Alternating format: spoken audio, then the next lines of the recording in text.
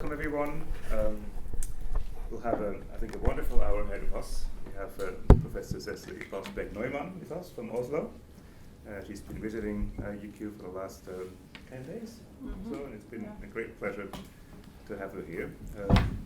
Cecilie does work in a whole range of different areas. An example of a super multidisciplinary scholar, works on social work, on the role of children, but also on method. She has a book on method in international politics coming out, on autoethnography, and as we hear today, also on the politics of fashion. And as I mentioned, we usually run these sessions very informally. You can speak for as short or as long as you like. We can have that structured in a more dialogical way. But the absolute maximum would be half an hour so that we have enough time for feedback, comments, kind of discussion around it. Is that an agreeable format? That sounds great. Well, thanks so much again for coming, for joining us, Cecilie. Thank you. Thank you for having me. And thank you all for being here. I thought that, as you just mentioned, my husband, Ivan Newman, and I, we have just published, I think it was official just a couple of days ago, a book on situated research methodology. So I think that I should start just by situating myself a little bit in this project that is about fashion models and the fashion model industry. And then I'll talk a little bit about the article, and we'll just see how far I will get. It's actually a lot in this article, and possibly too much for just one article. So when I reread this article a few days ago, I thought that it's funny because I was so happy about having it published in this beautiful journal just a few months ago. And then I reread it and I thought that, well, this sentence, should this be here? Or shouldn't that sentence have been somewhere else? What about this paragraph? What about the argument? Isn't this really basically a book proposal? Which is a good thing because I'm also thinking about writing a book about this whole project. So as I've already told David, it's David, right? Over here. I've been doing this project kicking and screaming, and it's been going really, really slowly because I'm actively opposing and in opposition towards the fashion model industry in many, many ways. I feel it's awful, it's horrible, they have a lot of illegal practices, they treat their employers really badly. We talk about alienation on a really high level scale. And I did it myself. So I was a fashion model for many years, since from I was 16 till I did my last shooting when I was 30, together with my first child. And at that time, I was a student. I was a feminist, and I asked myself, well, why do I do this? Why do I agree to take the next job? Why do I stay within a business that is obviously so bad for me and possibly also bad for other persons? So in this way, and of course I could go and be very psychoanalytical about the whole thing, and I'm not going to bother you with the details here, but the question was, why did I do it, and why do beautiful, young, intelligent women go into this business? Okay, so maybe it's possible to answer quite easily the question of why they enter it, but then another question is, why do they stay? And there's another story, and that's the story about feminists and the way they have approached the whole fashion model industry, because there have been feminists like Jemina Greer, Susan Bordeaux, Bhakti, and others that have given quite acute and accurate analysis of what is going on in this business. But they haven't really made a lot of impact on what is going on there, because what I experienced 30 years ago, now I know this because I've interviewed a lot of young, or a few young fashion models working today, And what they tell me and what the bookers tell me is that it's getting worse. So if you read Ashley Mears, for example, she is also a former fashion model, high fashion model, and now professor in sociology at New York University. She would also tell the same story. And if you go to YouTube and seek out her name, you will find that she has made sort of small bits talking about why fashion modeling is such a bad business and a bad place to stay.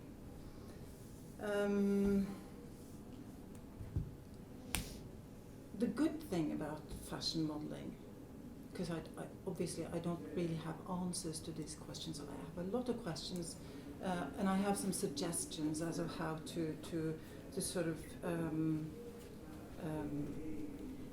think them through together. Yeah, thank you, Colin.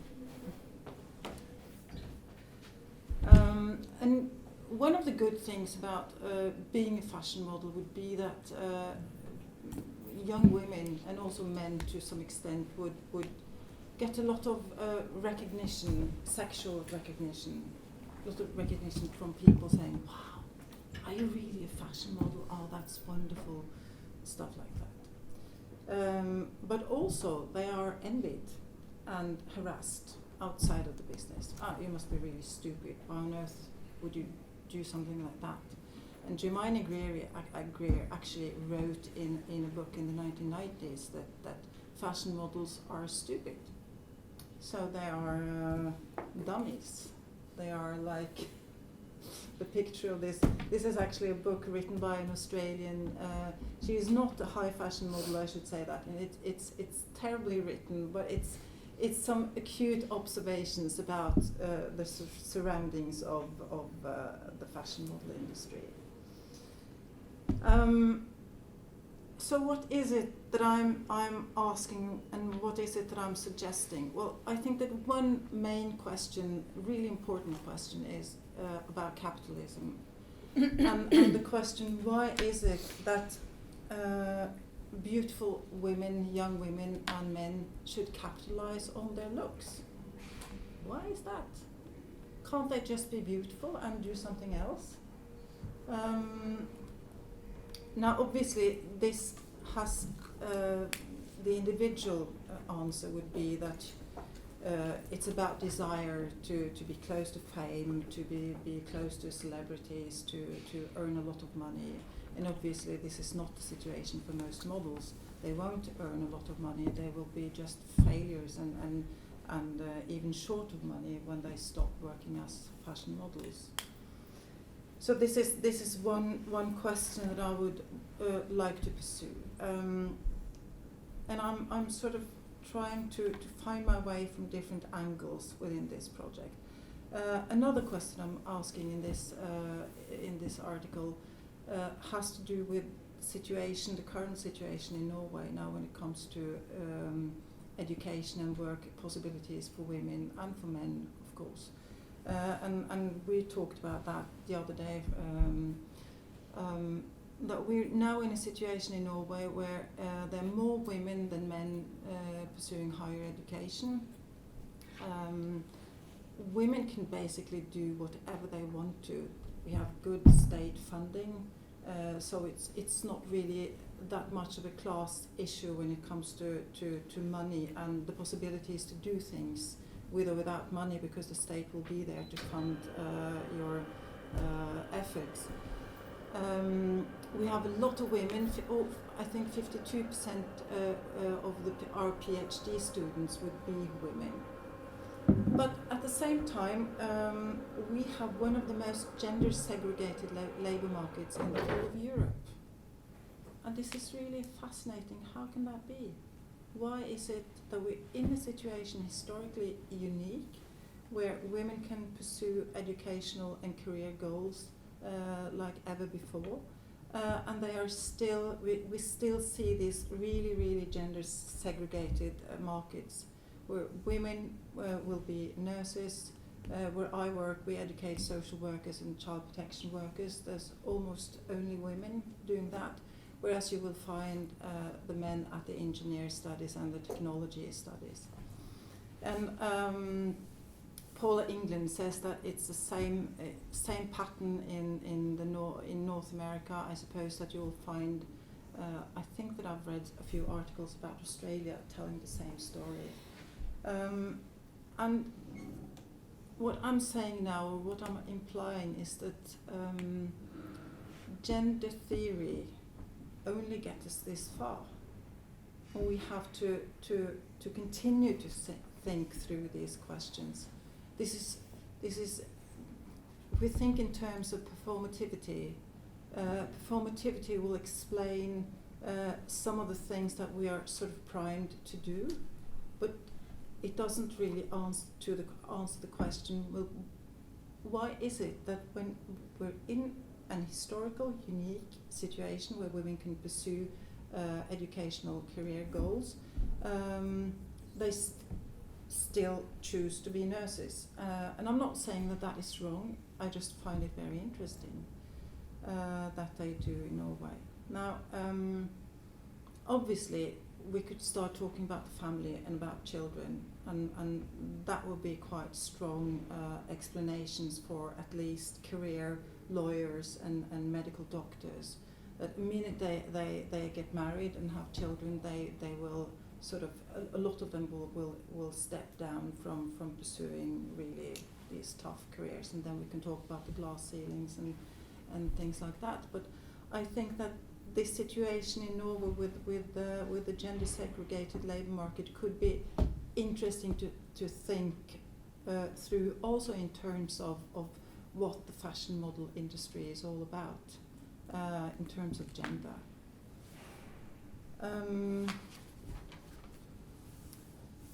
And I don't have answers to this, I only have suggestions, and I can only ask the questions, and I think that they are important. I think that, and the reason why I say this, and the reason why I start thinking about this so specifically, was that one of the reviewers in Hypatia, she said to me in the second round of the review process, well, you've talked about the bad things about modelling, and you have talked about the good things about modelling. But what is it? What is that principle that sort of encircles it that would explain more of the whole thing? What is this all about? How can you get at more in balance? That was her intervention. So I talked more about desire. And I wrote about, and I also obviously interviewed fashion models about. So I'm going back now to the question of why do people continue to be models when they see what is happening within this business, and what they answer, and what was also my own experience, was that it's just wonderful to be in front of a camera. And why is it wonderful to be in front of a camera? It's wonderful to be in front of a camera because you create something. So it's being part of something where creation is involved, and where you're allowed to express your desires, different emotions, and also to be a sexual subject. That is a wonderful thing, because you're also unapproachable by the audience. You know that you have an audience, but they couldn't come up to you and say, "Hey, would you like to go out for a drink or something?" So you would sort of be in a space that is safe and defined in a way, and still you can do all this, act out all these inner emotions and stuff. And this particular way of desire, there was actually one colleague that asked me a really improper question, I think. She said, well, yes, it's an interesting article, but do the fashion models have an orgasm after a photo shoot? And I was like, what? I don't know, and I would never ever ask anyone that kind of question. That is, so. But her intervention was it was terrible, but it was good to the extent that I think that I have to say more about what kind of desire that I'm actually talking about, because I'm obviously not talking about sexual desire meaning orgasm. I'm talking about a desire that has something to do with agency, with being alive and to be freed. It has to do with agency. I have 2 more points before I'll stop.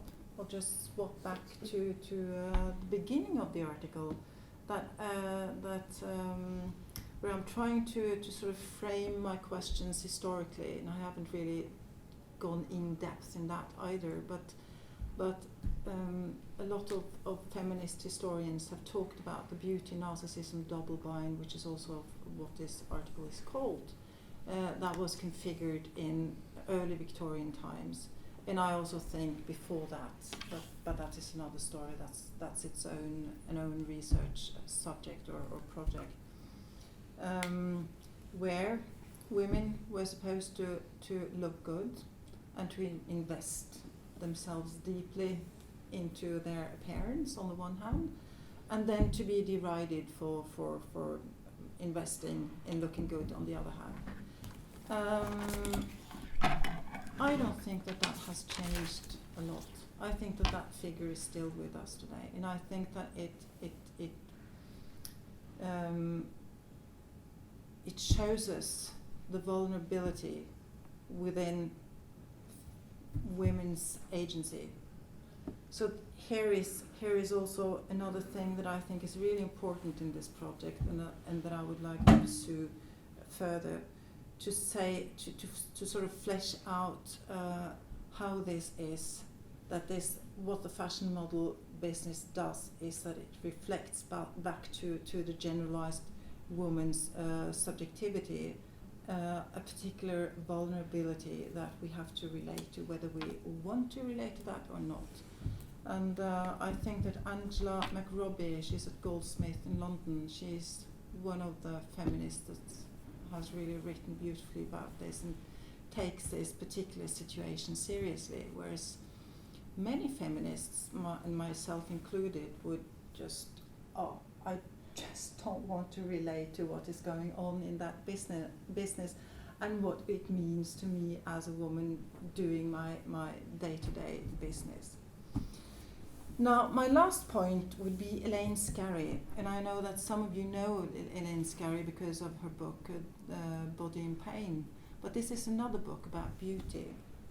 And so when I got these comments from the second reviewer in the second part of the process with Hypatia, I was thinking, what would that principle be? So I had already started to think about desire and the positive agency things about desire, but I hadn't found a principle that would apply to sort of all the questions that I was asking. And I saw Elaine Scarry on the internet. It was sheer luck that I came across her, and she talks about beauty in the most beautiful, brilliant way, I think.